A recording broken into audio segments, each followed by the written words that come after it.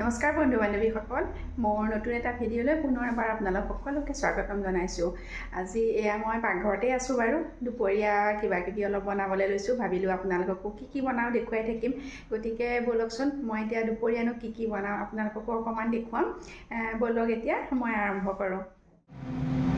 এয়া আজি মই বনাবলৈ লৈছোঁ দুপৰীয়া সাজৰ কাৰণে কলডিল কাটি লৈছোঁ আৰু লগতে সেয়া আলু। কলডিলটো হৈছে পাহাৰীয়া কলডিল আৰু মই এতিয়া দুপৰীয়া বনাম। কেনেকৈনো মই কলডিলকণ বনাওঁ ভাবিছোঁ আপোনালোককো দেখুৱাওঁ।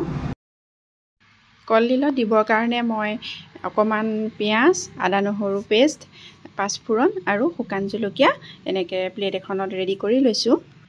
আৰু এয়া তেল গৰম হ'লেই তাত মই এতিয়া শুকান জলকীয়া আৰু অকণমান পাঁচফোৰণ এনেকৈ দি লৈছোঁ আৰু তাতে দিম পিঁয়াজ আৰু আদা নহৰু পেষ্টখিনি।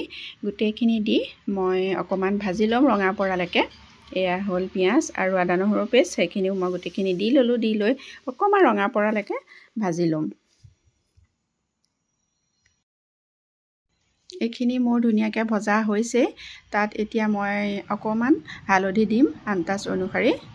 তেলতে হালধিখিনি দিলে আচলতে ভাজিখনৰ ৰংটো ভাল হয় আৰু কষ্ট নহয় লৰাবলৈ, গোটেইখিনি মিলি যায় ধুনীয়াকৈ। গতিকে মই তেলত দিয়া হালধিখিনি দিলোঁ আৰু এতিয়া ধুনীয়াকৈ মই কলডিলখিনি দি অকণমান ভাজি ল'ম। এয়া কলডিল আৰু আলুখিনি এনেকৈ দি দিলোঁ। আৰু মোৰ আলুখিনি আচলতে বইল আলু আছিলে, বইল কৰি লৈছিলোঁ। এয়া চাওক ধুনীয়াকৈ মই এইখিনি এতিয়া অকণমান গোটেইখিনি মিলাই লৰাই ল'ম। চাওক ভাজিখিনি 5 মিনিটমান ভজা হৈছে। ভাজিখিনি এনেকুৱা ধৰণৰ হৈছে আৰু তাত মই এতিয়া দিম অকণমান জিৰা পাউডাৰ আৰু জালুক। আমি কলডিল ভাজি যেনেকৈ জালুক দি খাওঁ আচলতে তেতিয়া টেষ্টটো বহুত বেছি ধুনীয়া হয়। এতিয়া মই আকৌ গেছৰ ফ্লেমটো কমাই দিম আৰু এনেকৈ লৰাই থাকিম, সিজিবলৈ দিম। ঘনে ঘনে আচলতে মই লৰাই আছোঁ।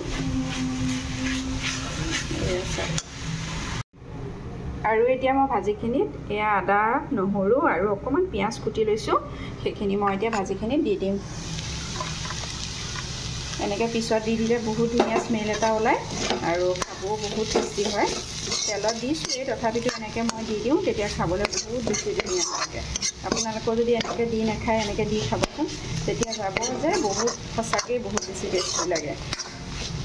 এয়া চাওক এইখিনি এতিয়া ভাজিখন অকণমান সিজিছে যিহেতু মই এইখিনি আদা নহৰুখিনি দি দিছোঁ। এইখিনি অকণমান সময় সিজক। এতিয়া অকণমান ঢাকনাখন লগাই দিম আৰু ভাজিকণ সিজি থাকক।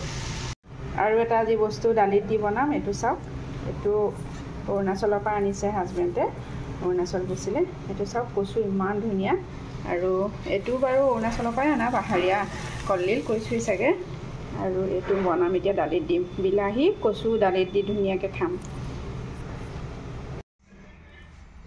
এয়া পুৰি লোৱা বেঙেনা এটা এনেকৈ মই কাটি পেলাই ল'লোঁ আৰু মই এতিয়া বেঙেনাটো ভাজিম, মানে পোৰা হিচাপেতো সদায় খোৱা হয়। আজি ভাবিলোঁ আৰু অকণমান ভাজি খাওঁ, গতিকে এয়া কেৰাহীতে তেল অকণমান দিলোঁ। তেল গৰম হৈছেই আৰু তাত এতিয়া মই এয়া কাটি লোৱা পিঁয়াজ আছে, নহৰু, জলকীয়া আৰু ধনিয়াটো একে লাষ্টত দিম। এইখিনি দি লৈ মই বেঙেনাটো ভাজিম।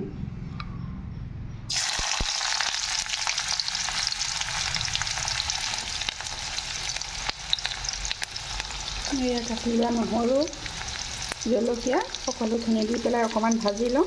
ভাজি পেলাই তাত বেঙেনা পোৰাখিনি দি দিম।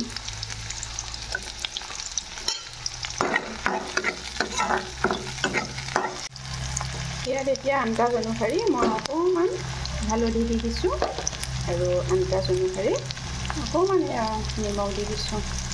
যিহেতু বেঙেনা এটা বেছি নাই পৰা, গেছতে পুৰিছোঁ যেতিয়া এটাই পুৰিছোঁ। এয়া ভাজি হৈ গ'ল। এতিয়া তাত মই পুৰি লোৱা বেঙেনাখিনি দি দিম।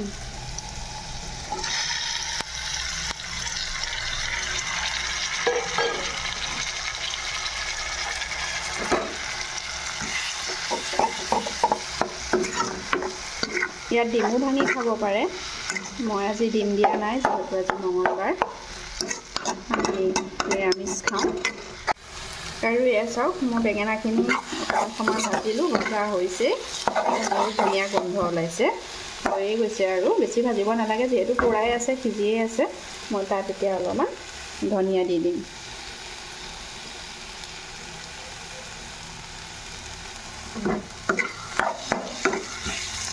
ধনিয়া দি এনেকৈ অকণমান লগাই দিলোঁ। মোৰ বেঙেনা আজি চব্জিখন ৰেডি হৈ গ'ল।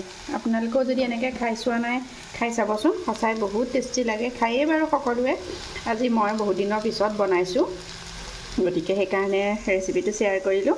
আৰু যদি আপোনালোকে নাই খোৱা এনেকৈ বনাই খাব, বহুত ভাল লাগে।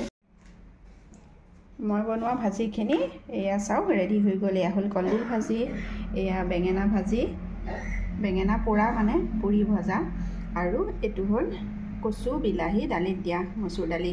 এইটো আজি দুপৰীয়া সাঁজটো আজি মই এনেকৈয়ে বনালোঁ, মঙলবাৰ বুলি। গতিকে মোৰ ভিডিঅ'টো চাই আপোনালোকে কেনেকুৱা পালে জনাব, আৰু যদি ভাল পালে লাইক কমেণ্ট আৰু চেনেলটো ছাবস্ক্ৰাইব কৰি দিব। আজিলৈ আহিছোঁ তেন্তে, পুনৰ নতুন এটা ভিডিঅ'ত পুনৰ লগ পাম।